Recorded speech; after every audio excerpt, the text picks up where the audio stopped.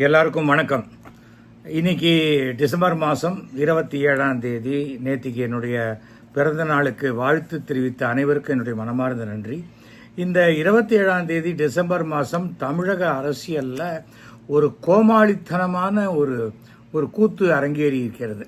தமிழக பாஜகவினுடைய தலைவர் திரு அண்ணாமலை அவர்கள் தன்னை சவுக்கால் அடித்து கொண்டிருக்கிறார். ஒரு 6 முறை அடித்து கொண்டிருக்கிறார். அதற்கு காரணம் என்னவென்று கேட்டால் அது தமிழ்நாட்டில் சட்டம் ஒழுங்கு சரியில்லை அப்படிங்கிறார். இவர் என்ன தமிழ்நாட்டு டிஜிபியா இல்லை தமிழ்நாட்டு முதலமைச்சரா? இவர் என்ன தமிழ்நாட்டினுடைய சட்டம் ஒழுங்கு சவுக்கால் அடிச்சுக்கிறது?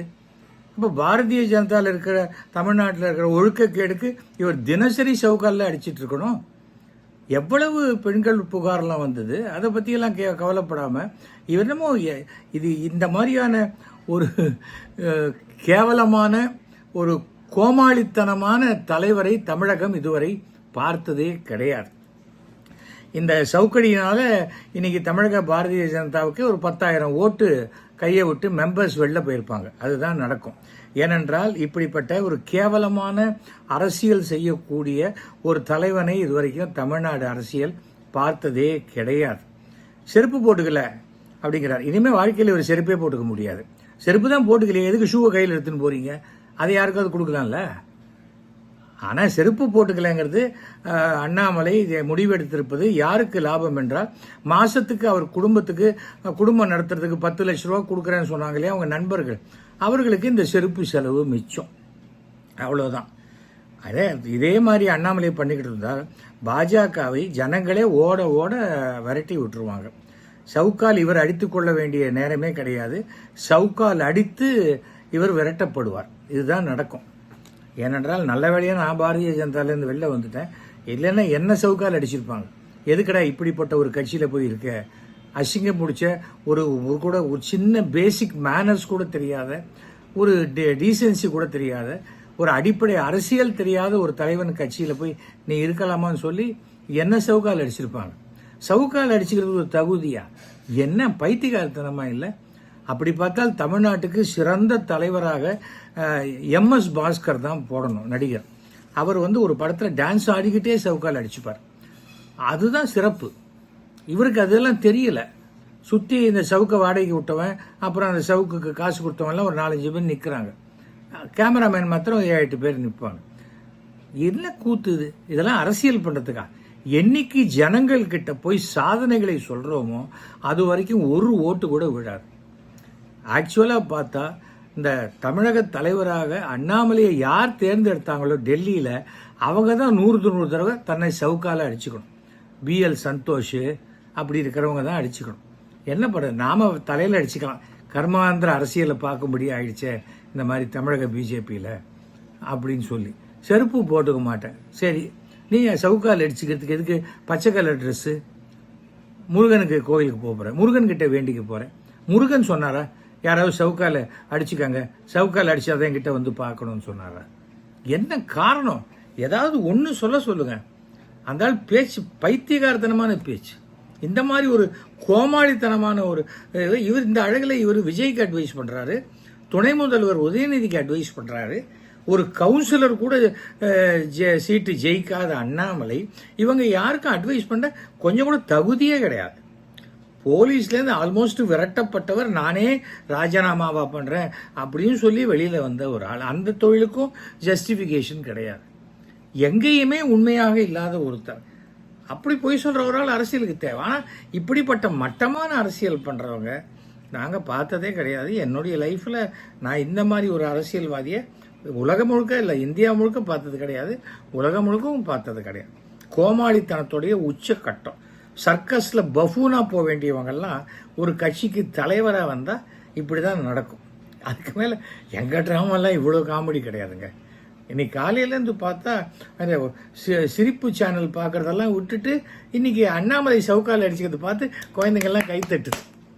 இந்த குரங்காட்டி சொன்னோன்னே ஏய் ராமா குட்டிக்கரணம் போடுறானோன்னு குழந்தைங்க கை தட்டுற மாதிரி அண்ணாமலை சவுக்கால் அடிச்சோன்னா அப்படி கை தட்டுதுங்க. ஸோ இனிமேல் குழந்தைகள் ஃபேன்ஸ் ரொம்ப ஜாஸ்தி அண்ணாமலைக்கு.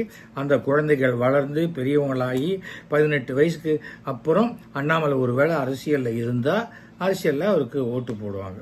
அது வரைக்கும் மாதம் 1 கோடி 1.5 கோடி செலவழிச்சாலும் ஒன்றும் நடக்காது. இனிமேல் செருப்பும் போட்டுக்க முடியாது. என் ஃப்ரெண்டு கூட காலையிலேருந்து செருப்பு போட்டுக்கல. என்னடான்னு கேட்டால் அந்த வாரம் அறுந்து போச்சு அப்படின்னா. அந்த மாதிரி தான் இந்த ஆள் சொல்கிறது எதையுமே நிறைவேற்ற மாட்டார். தமிழ்நாடு முழுக்க 10,000 கோடினார் கிடையாது. பாம்பு அடிச்ச 60 மீட்டிங் போடுவேன்னாரு கிடையாது. இதுக்கு போராட்டம் அதுக்கு போராட்டம், ஒன்றுத்துக்கு ஒரு போராட்டம் கிடையாது.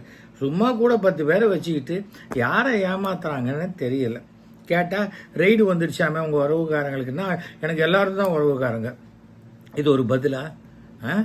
அப்போ நீ நேர்மையானவனா துப்பு கட்டவனா? அவர் யாரு இவர் யாரு அப்படின்னா இது ஒரு அரசியலா? அப்போ நீ ஒழுக்கம் இல்லாதவங்க தானே ஆறுது இதுல. அப்புறம் என்ன அரசியல்?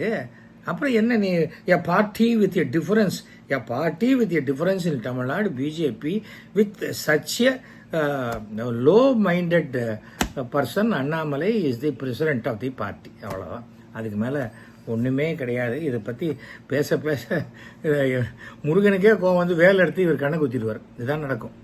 சும்மா அட்டை வேலை தூக்கிக்கிறது, இதை தூக்கிக்கிறது. இந்த ஜாதி மத அரசியல்லாம் தமிழகத்தில் எடுபடாது. கோயிலுக்கு போகிறவன் போவான், கோயிலுக்கு போகாதவன் போக மாட்டான்.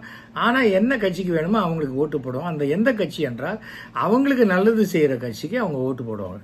அதுக்கு மேலே வேற எந்த மாற்றமும் இந்த அண்ணாமலையால் நடக்கவே நடக்காது. அது 3.5% இருந்தது.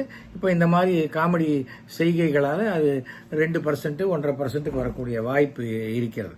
அவ்வளோதான். இதுக்கு மேலே நான் இதை பற்றி கவலைப்பட வேண்டியது மோடி, அமித்ஷா, ஜேபி நட்டா, BL சந்தோஷ், இவருடைய காட்ஃபாதர், அது எல்லாம் தான் அவங்க தான் கவலைப்படணும். அதனால் ஆனால் இந்த கோமாளித்தனமான அரசியல் பண்ணால் வந்து இருந்ததுக்கே வெக்கப்படுற மாதிரி ஆயிடுச்சு ஒரு கட்சியில். வெளியில் வந்துட்டு அதை பற்றி ஒன்றும் பேச மாட்டோம்.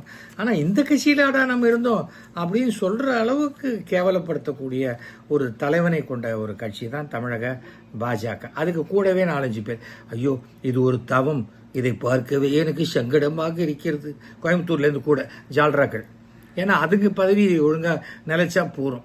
கட்சி எப்படி போனால் நமக்கு என்ன, ஏதோ கேட்குற இடத்துல கையெழுத்தை போட்டு வர துட்டை வாங்கின்னு சந்தோஷமாக இருக்கலாம்.